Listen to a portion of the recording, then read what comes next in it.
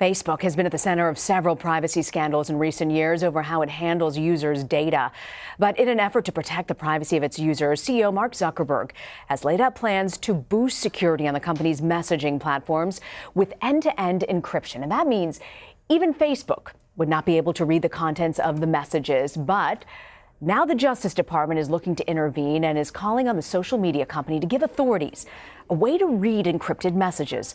CNET senior producer Dan Patterson joins us now. So Dan, why does the Justice Department want to get involved now? Well, ostensibly, the Justice Department is asserting that, hey, look, all of this terrible criminal activity happens on online platforms, including Facebook, and they cite child pornography, exploitation of child porn images, drug trafficking, and other criminal behaviors. And it's undeniable that criminal activity does happen on social networks. It also happens offline as well. And we've heard different versions of this argument for the last 2 decades. And look, let's put it to you this way. If you live in a city called Facebook, the federal government is asking for a key not just to your house and not just to the bedrooms in your house.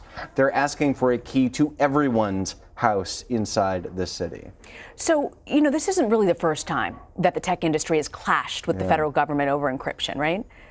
Yeah, no, it's certainly not. Look, the most recent high-profile tussle was Apple and the FBI. Look, in 2015, there was a shooting. The FBI went to Apple and said, hey, we want access to the alleged shooter's iPhone. Apple said no, and they took a stance saying, hey, look, if we set a precedent here where we allow the FBI access to this one phone, what's to say that this precedent won't be used to access every iPhone user's device? And of course, Apple has doubled down on privacy as a part of their brand.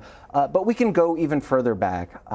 Look, Craigslist, eBay, almost every online platform for the last 2 decades has faced similar types of requests. And a digital key will proliferate just like all digital things do. So we have a federal government that has been unable to protect its own employees from being hacked by China.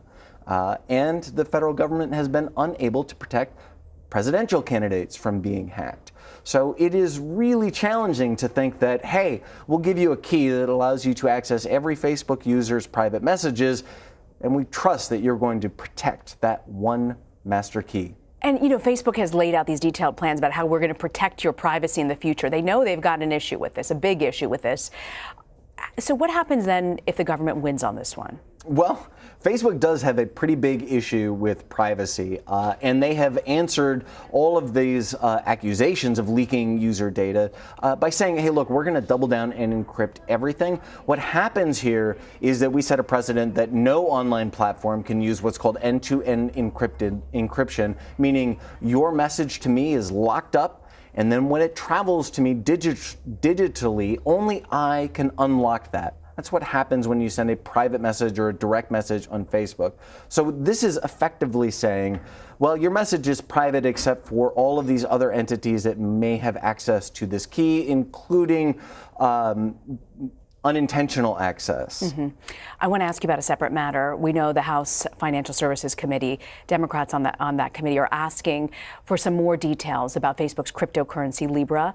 It's expected to launch next year.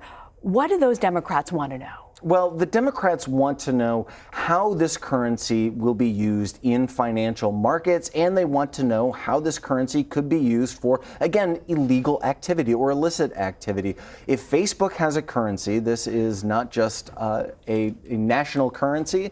This isn't locked to one region. This is a currency that could be used to trade all kinds of things across all types of regions. And the Democrats are asking Facebook for a little transparency there. All right. Dan Patterson, thank you very much for joining us. Good to see you.